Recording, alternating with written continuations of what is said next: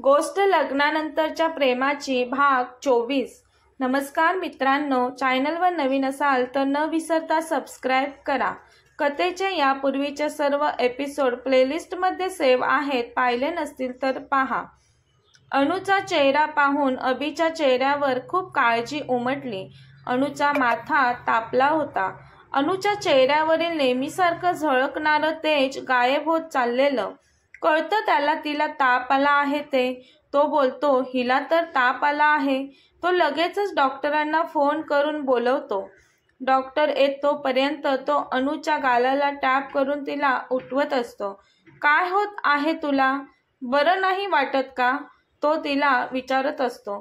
ती ऐकत असते त्याचं बोलणं, पण त्याने विचारलेल्या प्रश्नांना उत्तर देण्याचं त्राण तिच्यात शिल्लकच नव्हतं। खूपच अशक्तपणा होता तिच्या शरीरात। त्याला तर काय करायचं सुचत नव्हतं। पहिल्यांदाच अशा सिच्युएशनमधून जात होता तो। ही भिजली चौपाटीवर, ओल्या कपड्यांवरच होती ती किती वेळ। मला तिला सोडून यायलाच नको होतं, असे अनेक विचार येऊ लागतात त्याच्या डोक्यात। डॉक्टर येऊन अनुला चेक करतात, काही औषधं देतात ते अनुला। घाबरण्यासारखं काही नाही, त्यांना नॉर्मल ताप आहे। ही औषधं घेतल्यावर बऱ्या होतील त्या। त्यांना खूप अशक्तपणा आहे। त्यांनी जेवण नाही केलं का? डॉक्टर विचारत असतात अभिला। अभिला तर काहीच माहिती नव्हतं अनुने जेवण केलं आहे की नाही ते। तो काही बोलणार तर डॉक्टर बोलतात, त्या जेवल्यानंतर त्यांना ही औषधं द्या, बोलून डॉक्टर निघून जातात। अभि अनुजवळ जाऊन उठून बस बोलतो तिला।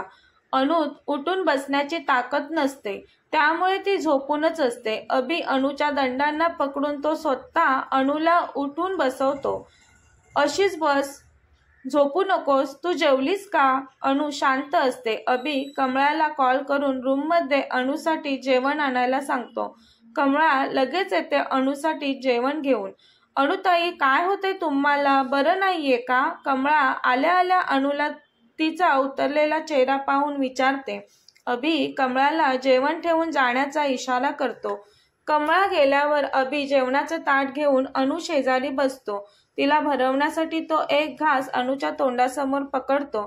ती कसं तरी बोलते, मी जेवले, मला नकोय।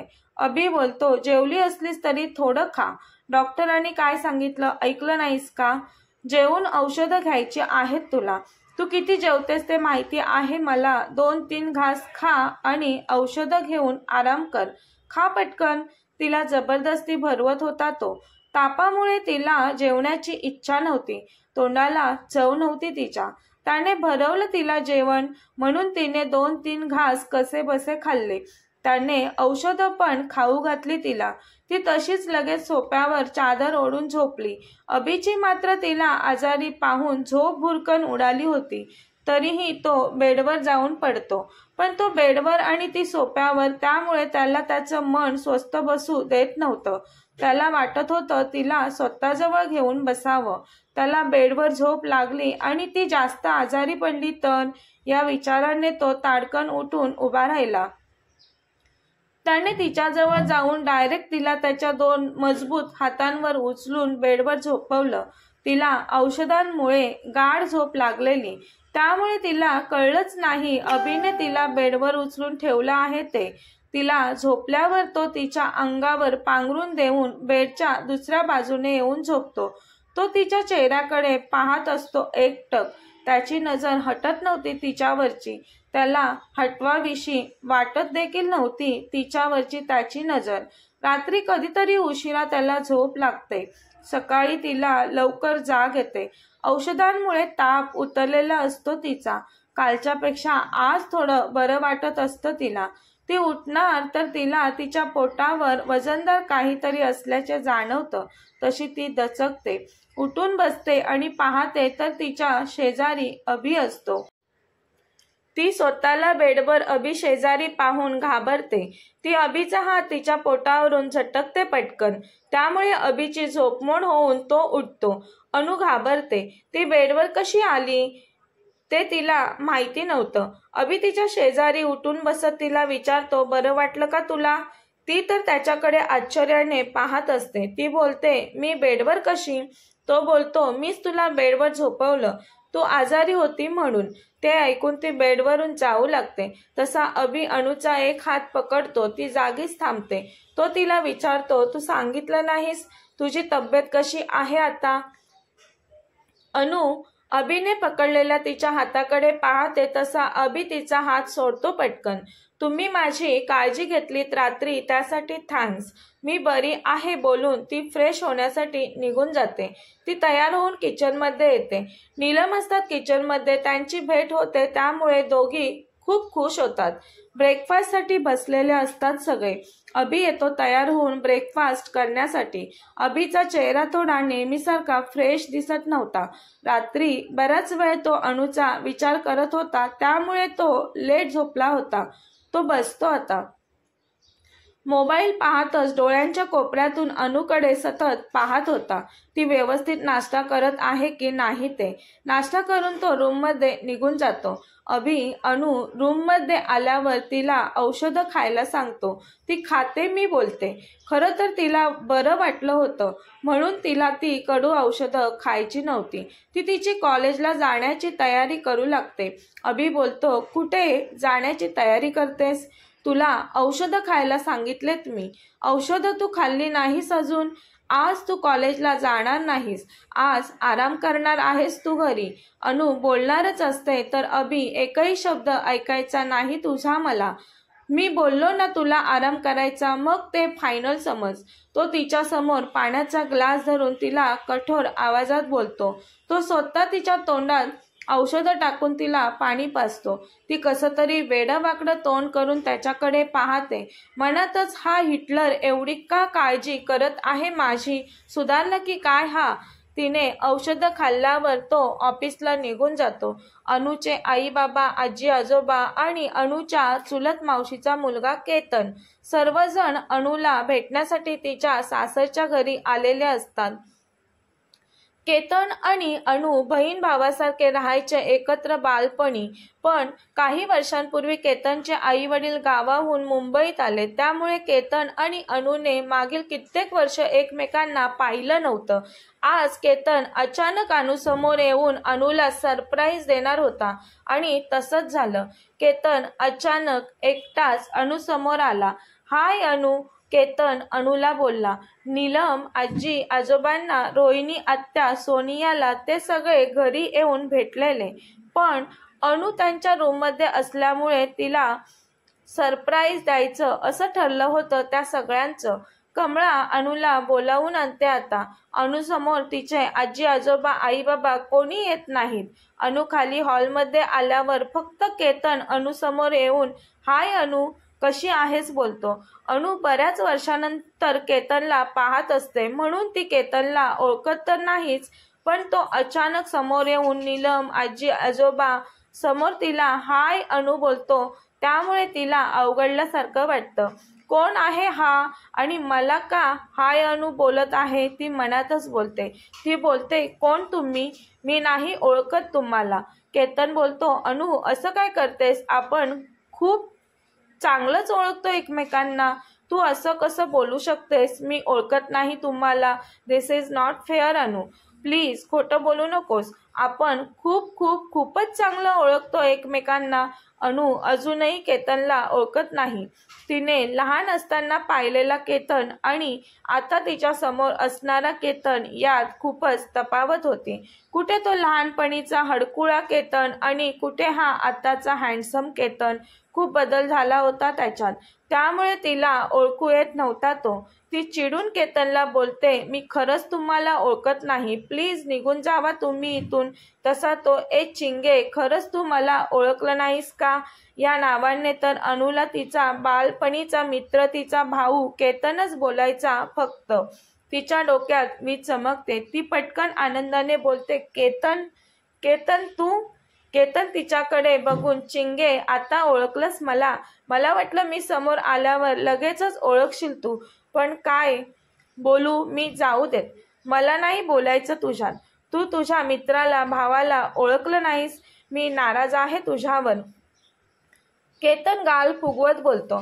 अनु केतनचे कान ओढत, तुला आता आठवण झाली इतक्या वर्षानंतर माझी बोलते आणि मी ओळखावं असंही वाटतं का तुला? केवढा ताडमाड झालायस तू.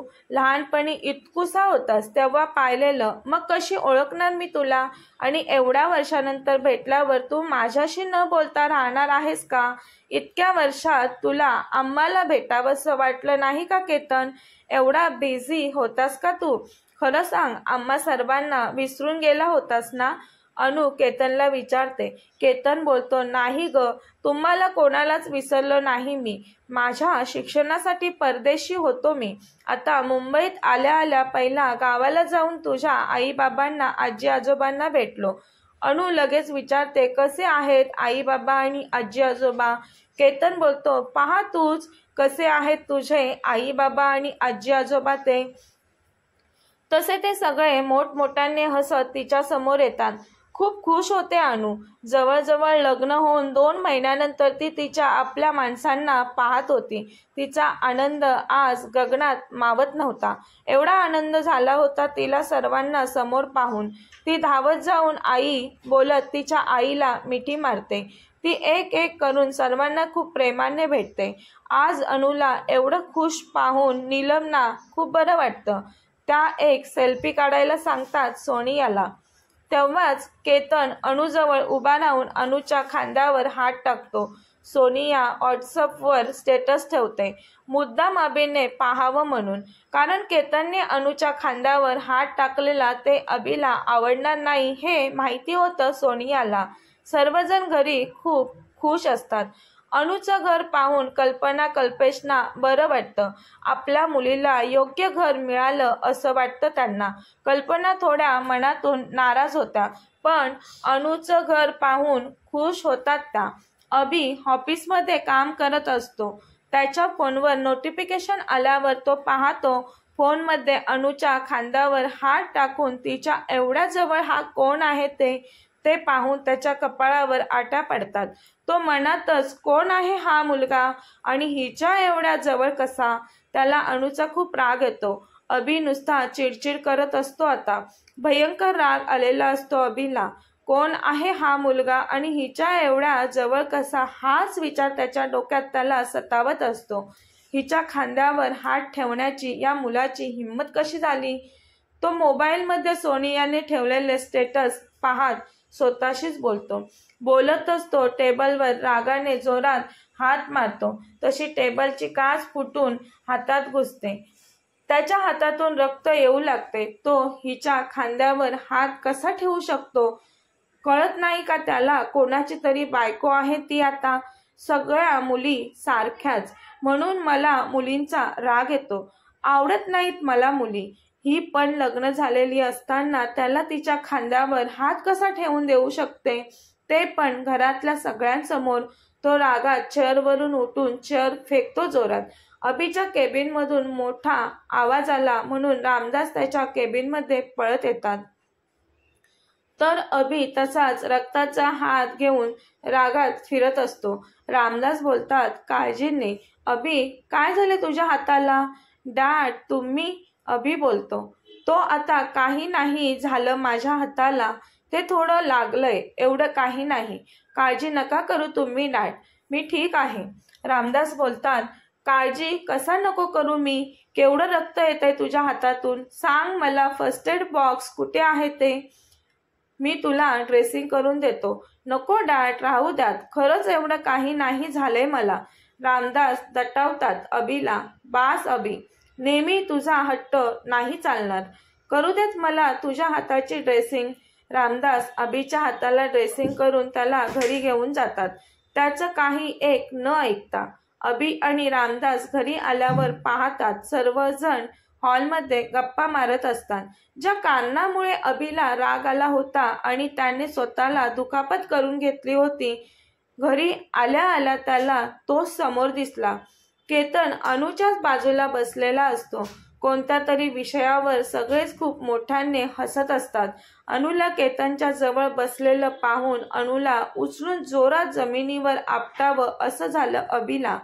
पण समोर अनुचे आई बाबा आजी आजोबांना पाहून रामदास अभिला बोलतात, अभि, अनुचे आई बाबा आलेत, त्यांच्या समोर नीट वाग.